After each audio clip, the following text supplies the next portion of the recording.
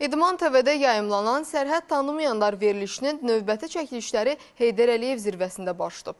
Ümummilli lider Heydər Əliyevin anadan olmasının 103-cü ilinə həsr olunmuş yürüş Azərbaycan Alpinizm Federasiyasının təşkilatçılığı ilə reallaşıb.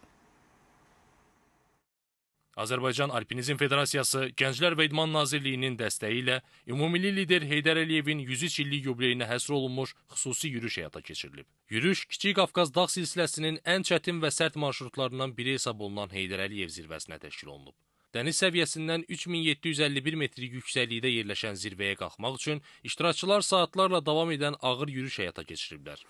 Çətin relyef, sərt hava şəraiti, sıldırım qayalar və yüksək dağ keçidləri yürüş iştirakçılarını sınağa çəksə də, komanda marşrutu birlik və həmrəylik şəraitində davam etdirib. Yürüşün əsas məqsədi Heydər Əliyev zirvəsini komanda şəklində fəth etməklə yanaşı, iştirakçılar arasında dözümlülük, birlik və vətənpərvərlik ruhunu nümayiş etdirmək olub. Bu yürüş həm fiziki hazırlığın, həm də iradənin ciddi sınağı hesab olunur.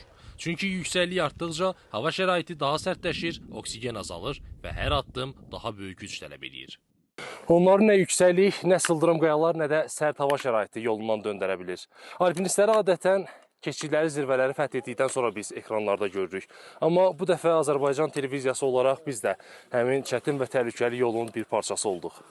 Heydər Əliyev zirvəsinə aparan yol heç də asan deyil. Alpinistlər kilometrlərlə məsafəni ağır hava şəraitində piyada qət edir, dik qayaları və çətin keçidləri aşırlar. Zirvəyə doğru hər addım həm fiziki güc, həm də iradə tələb edir. Yüksəklik artdıqca nəfəs almaq çətinləşir, hava isə daha sərt olur. Buna baxmayaraq, alpinistlər geri çəkilməyi düşünmədilər. Yürüşdə Azərbaycan televiziyası, Neftçi İdman Klubu, Fövqəladə Hallar Nazirliyi, Dövlət Gömrük Komitəsi, Ekologiya və Təbii Sərvətlər Nazirliyinin əməkdaşları iştirak edib. Azərbaycan Heydər Əliyevin doğum günü münasibətilə Heydər Əliyev zirvəsini fəth elədik və komanda olaraq biz bu nöqtəsinə gəldik, amma havanın qeyri-sabit olması, orada tarixanların əbədiləşməsinə şərait yaratmadan buna baxmayaraq bütün komandanın təşəkkür edirəm.